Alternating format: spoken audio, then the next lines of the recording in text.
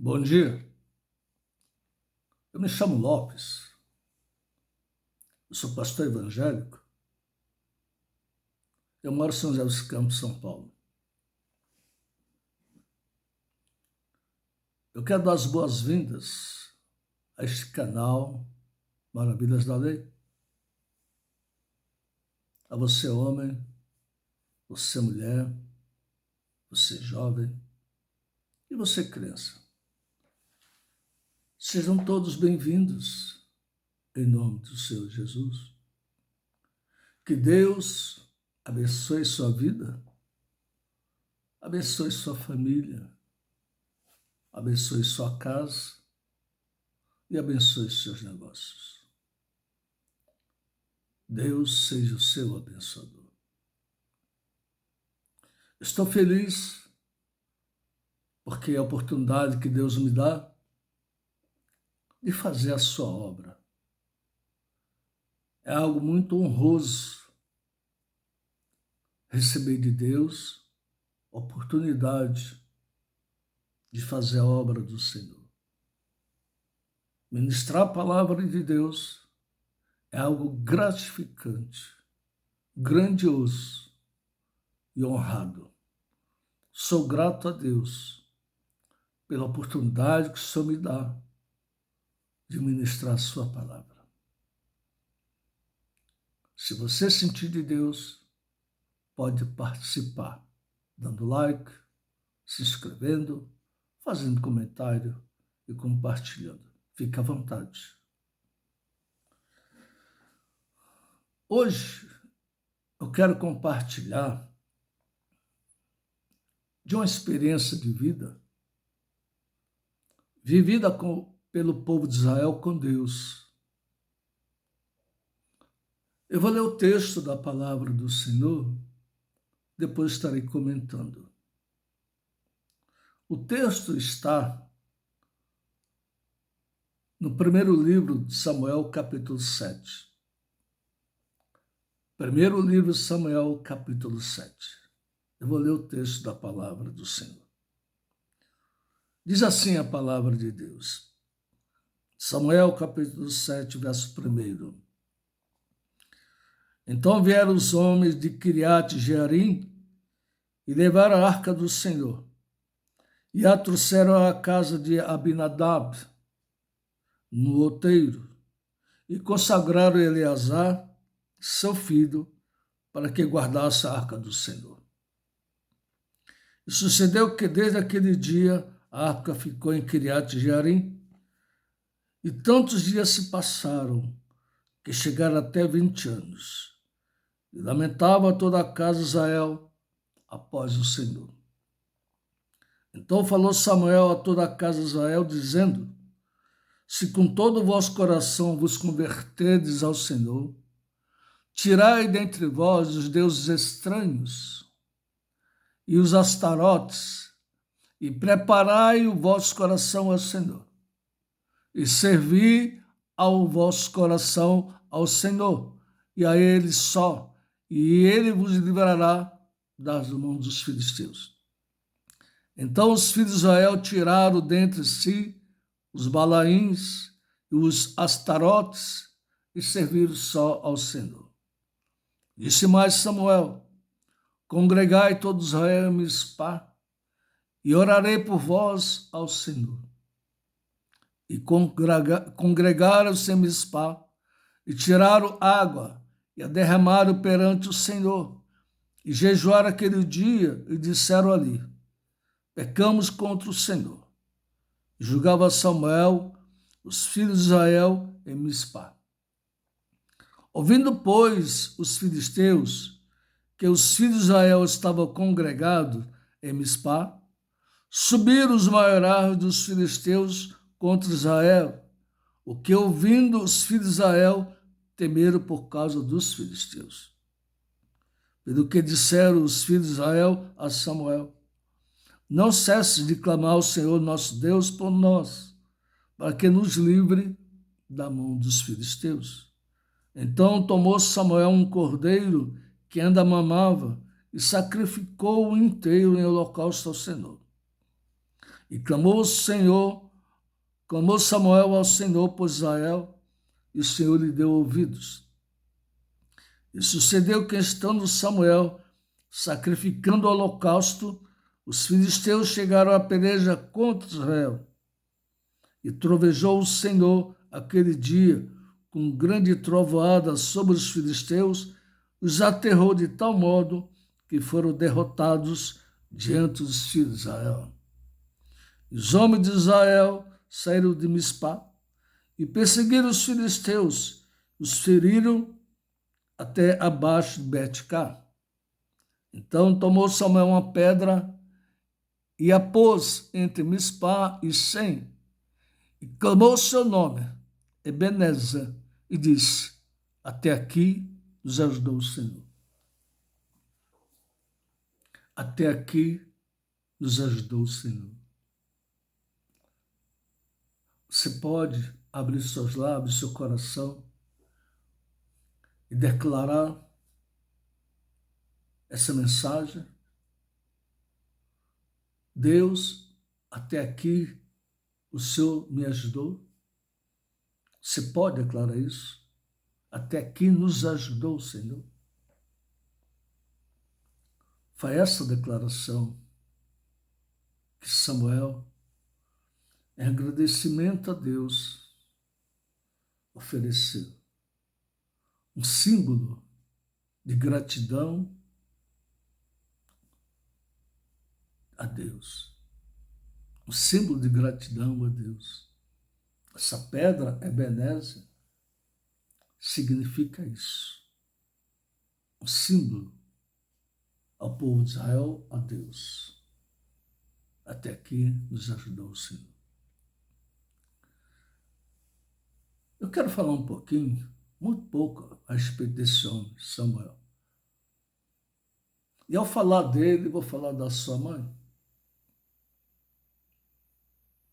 Samuel é filho de Ana e Eucana. Uma figura ilustre, uma figura honrada, um servo de Deus, um homem muito útil, muito importante, um homem especial para Deus. A Bíblia diz que sua mãe, Ana, era estéril.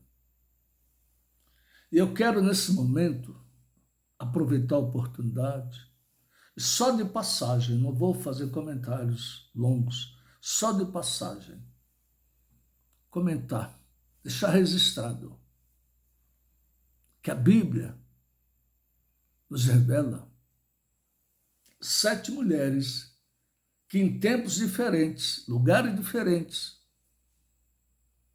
procriaram filhos pela providência de Deus. Na cultura judaica ou cultura oriental, uma mulher casada que não gerasse um filho ao seu esposo, ela estava com sérios problemas. Na cultura judaica ou na cultura oriental, a mulher casada, ela tem que gerar um filho. No livro de Gênesis, nos revela 3 mulheres que eram estéreis, que geraram filhos pela mão de Deus. Sara, esposa de Abraão, mãe de Isaac. Sara era estéril. Rebeca, esposa de Isaac. Rebeca era estéril.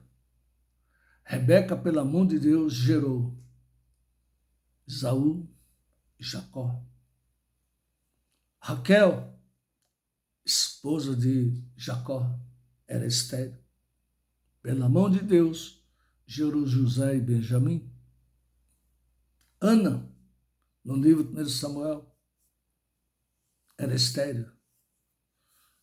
Gerou Samuel pela mão de Deus. No livro de Juízes, capítulo 13, a Bíblia diz que a mãe de Samuel, esposa de Manoá, que a Bíblia não diz o nome, a esposa de Manoá era estéril, mas pela mão de Deus gerou Sansão. No capítulo 4, segundo Reis, fala da sunamita, que não gerava filhos. Através da oração do profeta Eliseu, pelo amor de Deus, gerou filho. Isabel, esposa de Zacarias, prima de Maria, mãe de João Batista. Isabel era estéril e gerou filhos pela providência divina. Sara, Rebeca, Raquel, Ana, a mãe de Sansão, a sunamita, Isabel. 7 mulheres que eram estéreis. Em outro momento, nós poderemos estar comentando com mais riqueza de detalhes. Nesse relato aqui, nos mostra um quadro muito triste. O povo de Israel, 20 anos afastado de Deus. O povo de Israel, 20 anos afastado de Deus, de costas para Deus. Eles foram buscar deuses estranhos, como diz o texto. Foram buscar Astarotes, Balaíns. O que significa isso? São imagens de esculturas. Como diz o texto, deuses estranhos. Deus não troca sua glória, sua honra por imagens de esculturas.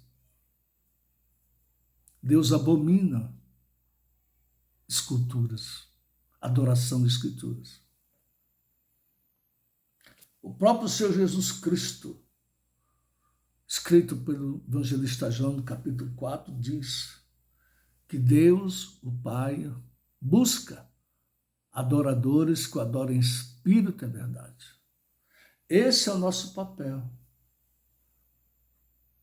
A nossa relação com Deus, a nossa amizade com Deus, a nossa interação com Deus, ela é espiritual, divina, sobrenatural. Aqui, nesse relato, o que se vê é um povo de costas para Deus. E chegou o um momento, então, de grande temor, porque os seus inimigos, os filisteus, estavam próximos de invadir a cidade do povo de Israel. E eles temeram muito. Temeram pelas suas vidas. Eles reconheceram que aqueles balaíns, astarotes, não iam livrá-los. Eles recorreram então a Samuel, o sacerdote de Deus, para que Samuel intercedesse por eles. E Samuel cumpre o seu papel de sacerdote. Oferece a Deus sacrifício, busca a Deus em oração, em prol do povo. E Deus, por amor, recebe, acata aquele pedido de Samuel e dá livramento ao povo. Dá livramento ao povo. E o que Samuel faz? Ergue um monumento de agradecimento a Deus. Ebenezer, até aqui nos ajudou, Senhor. Samuel, com essa mensagem, ele está dizendo, até aqui nos ajudou o Senhor, porque Deus nunca deixou de cuidar do seu povo. Deus nunca deixou de cuidar do seu povo. Com toda a ingratidão do povo, com toda a infidelidade, mas Deus nunca deixou de cuidar do seu povo. O que isso tem a ver com a nossa vida nos dias de hoje? Dizem os escritores, os romancistas, os filósofos, que a melhor idade do ser humano é a idade da criança. A melhor idade, quando se é criança. Ocorre que se cresce, o tempo se passa, se cresce, se torna adulto. E então, nessa fase adulta, o indivíduo, homem ou mulher, começa a tomar as decisões da vida dele ou dela. E é aí que está. Aí que aparecem as adversidades, as complicações, as dificuldades. As nossas decisões acarretam para nós responsabilidades. Tal qual esse povo aqui, ao longo da nossa vida, nós enfrentamos necessidades, enfrentamos dificuldades.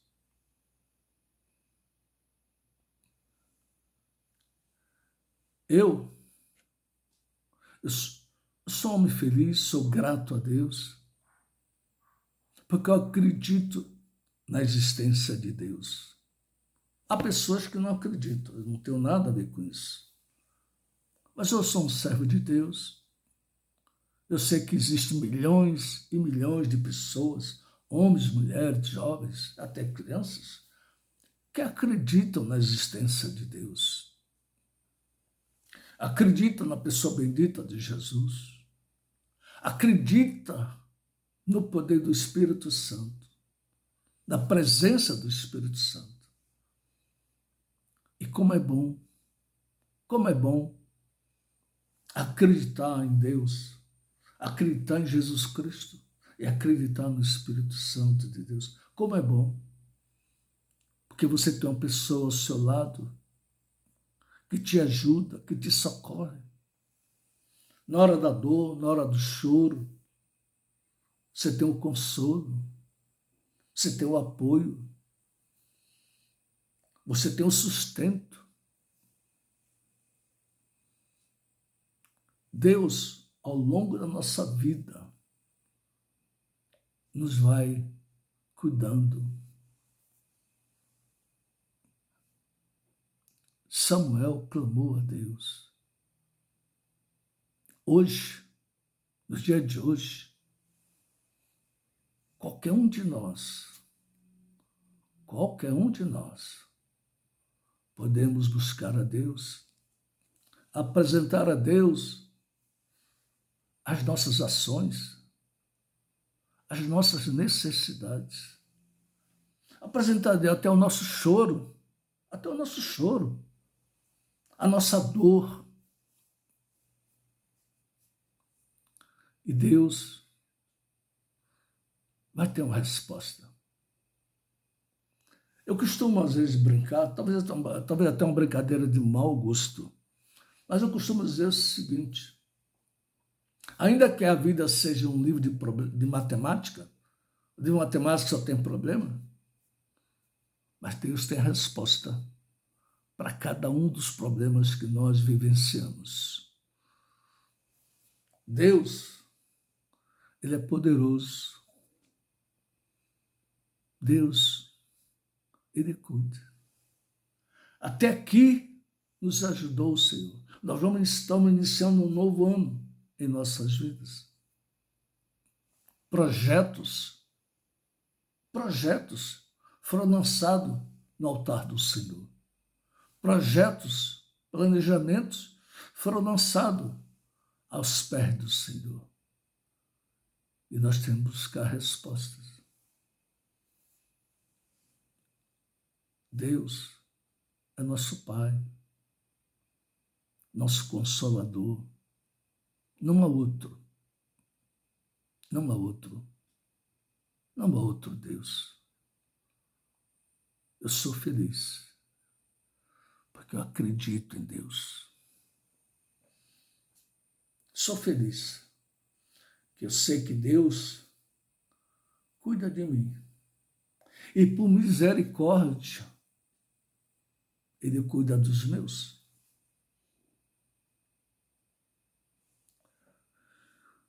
Que neste dia, você que está me vendo, me ouvindo, tenha uma dedicação a Deus. Se dedique a Deus. Existem 3 pontos na nossa vida, 3 pontos que têm que estar unidos e ativos. 3 pontos. A frequência ao culto, cultuar a Deus é algo positivo na vida do homem. Frequentar os cultos para ouvir a palavra, para adorar a Deus, para cantar louvores a Deus. A frequência aos cultos. A leitura da palavra. A leitura da palavra é muito importante. É muito importante a leitura da palavra. Quando eu não sabia ler a Bíblia, o Senhor me ensinou. O Senhor me ensinou a ler a Bíblia. O Senhor me ensinou a ler o livro de Salmos. Foi por onde eu comecei a ler a Bíblia. Livro de Salmos. Depois os 4 evangelhos. Foi assim que o Senhor me ensinou a ler a Bíblia. E o outro ponto positivo, ativo, na vida do homem com Deus é a oração. Frequência aos cultos, leitura da palavra e oração.